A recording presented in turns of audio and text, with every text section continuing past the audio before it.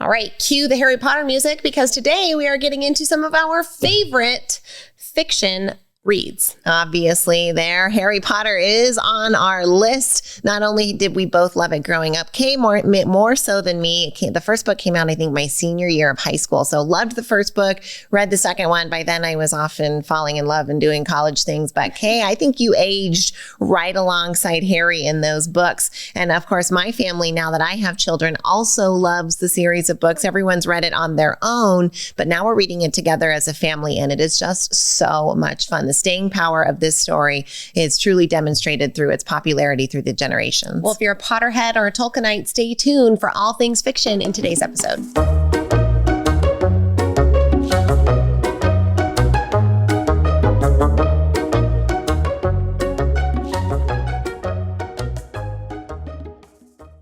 We're talking leadership this week, and one of the organizations we are so proud to be at the helm of is the Neuroencoding Institute. We got to co-found the Neuroencoding Institute alongside Dr. Joseph McClendon III, amazing world-renowned neuropsychologist and incredible mentor and teacher. If you're at all interested in learning more about what the Neuroencoding Institute does and what it can do for you, please visit neuroencoding.com. You're enjoying this episode on Angel Phoenix Productions Podcast Network. To explore a complete lineup of quality programs and media production services, head on over to angelphoenix.com or like our Facebook page at facebook.com/Angel Phoenix Productions.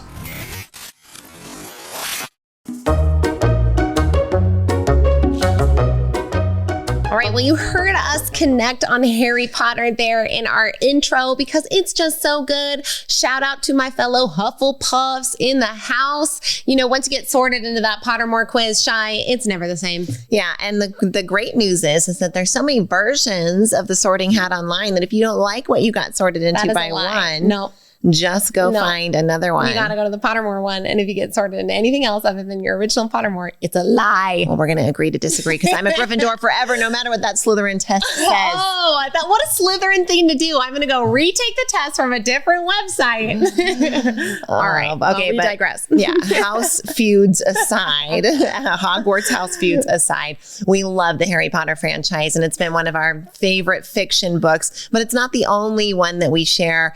You heard Kay mentioned in the intro as well, Tolkien, both of our families, big fans of Lord of the Rings and of The Hobbit and all things that have been created in that Middle Earth realm. And what we get to learn through the progression of those stories is both beautiful, heartwarming, and unforgettable. Oh, gotta love the Tolkien universe that really, I think, helped to spar and inspire so many other fantasy writers after that. And great to see the application of high fantasy and kind of a modern day twist and really love the Tolkien universe. Now, it wouldn't be a fiction conversation with Kay and Shy if we did not bring up our shared all-time favorite author, who is a fiction writer, and this is the author Brandon Sanderson. I personally have read pretty much everything that's been put out, including the young adult novels by Brandon Sanderson, and there is just not a single thing under this man's umbrella that I do not enjoy. Well, I'll have to say that I have not read every single thing under that umbrella because I have not read those young adult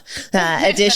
But other than those few sets, I have read all of his volumes of work. And what his universe is called is the Cosmeres. And you've got all kinds of amazing entities and deities and beings and stories of human struggle and social struggle. And it's just the way he weaves in the drama, the humor, the character development. It's so amazing and we love it. But the two major storylines that we particularly love and the starter series for anyone who's like, oh, I might be into something like that is is called Mistborn. And Mistborn is an amazing first book that's the start of a 3 trilogy that will absolutely delight you and you won't be able to put it down. Well, it's a 3 trilogy that's extended into books 4 and 5, and number 6 is coming out this November.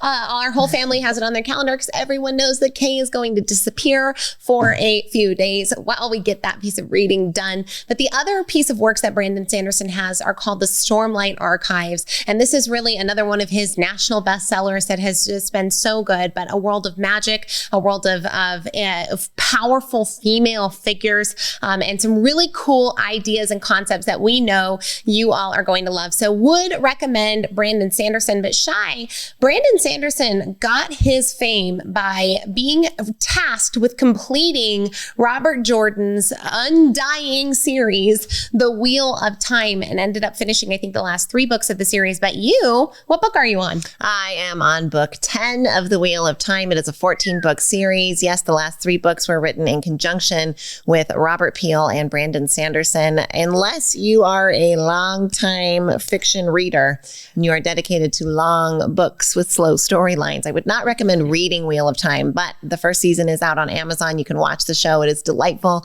It is fun. You get a feel for the characters and the story, and I love seeing the roots of where Brandon Sanderson got his inspiration. So cool to see that. Now, Shai's got The Wheel of Time. Now, you just also finished Hyperion series. So good. Hyperion, Dan Simmons, shout out. So good. And Red Rising by Pierce Brown. Yes, so good. Gosh, so fun. I got to do a special shout out to Jim Butcher for the Harry Dresden series. Such a great, there's 14 books and we're on book 14. Actually, I think Danny and I are in a little bit of denial on this one, Shyla. We have stopped at the last 2.5 hours of the last book because we just can't accept that it's almost over and that we will then have to wait years for another book to come out. But whether you're the type of person who waits years for your favorite author's books to come out, or maybe you're already in the I read everything fiction, or you're like, hey, I don't do that for entertainment, we would recommend the titles and the authors that we brought forward in today's episode. And stay tuned for tomorrow as we dive in more here on Reading Week.